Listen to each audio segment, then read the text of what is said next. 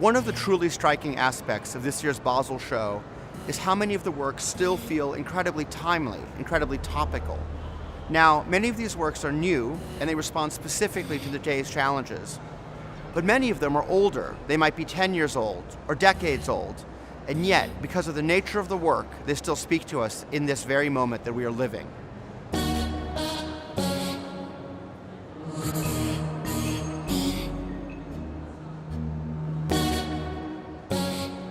At Unlimited, we're showing Joan Sommel's largest painting to date, 24-foot long, 4-panel painting. At age 86, she is thinking about her own passing. She's reflecting on her life and the life that her body has lived. These works are the iconic Mappe by Alighiero Boetti. They are quite literally historical snapshots of the world over a course of 25 years.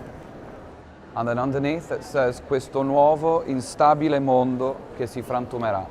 This new and unstable world which will soon destroy itself.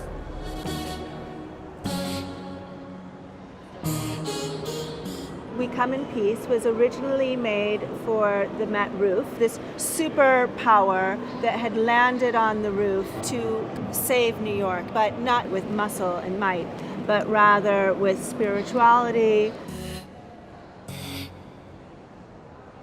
Gallery Behold has worked with Wolfgang Tillman since 1993, and the artwork that we're showing here at Art Basel, it's called Closer to Music. This is Michael Stipe here, Philip Glass, Frank Ocean, the Pet Shop Boys, Grace Jones.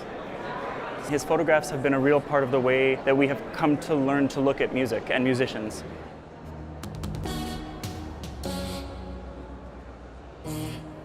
Hal Fisher's most iconic series of works is called Gay Semiotics. What is innovative about his work is the equivalency between image and narrative.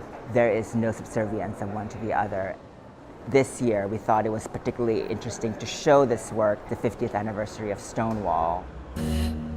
One of the really amazing aspects of the Basel show is the amount of historical material which we find on the show floor.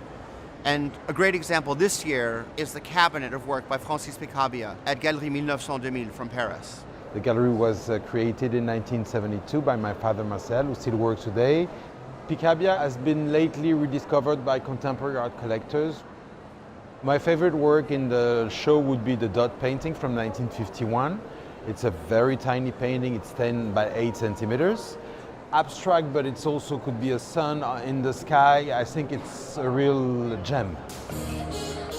Carolee made the eye-body photographs in the early 60s. Women were very subjugated and their sexuality was very repressed under a masculine identity still. It was revolutionary. She has changed the course of art history and how women present themselves and their bodies.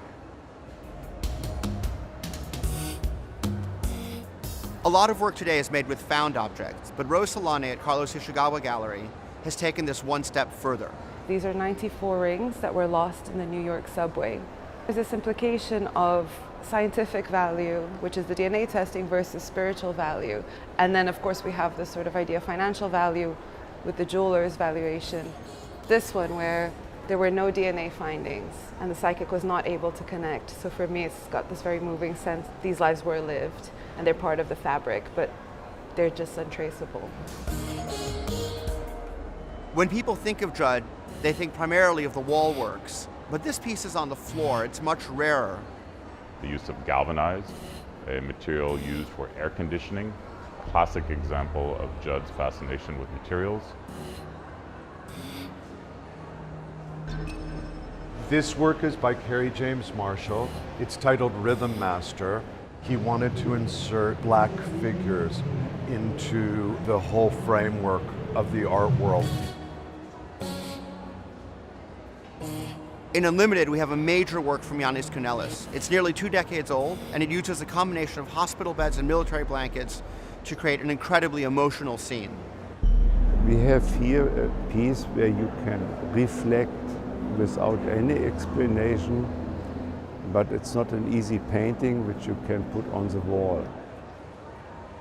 It's necessary in our times where people are always talking about art and money, that we should do something which is certainly different.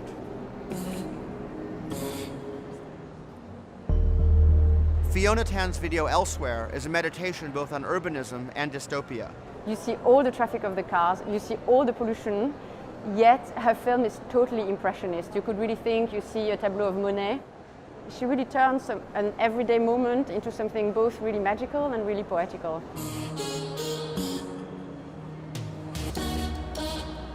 If there's one thing that defines Art Basel within the art world, it's the incredibly high quality. That quality comes from the intimate relationship that galleries have with the bodies of work of the artists that they represent.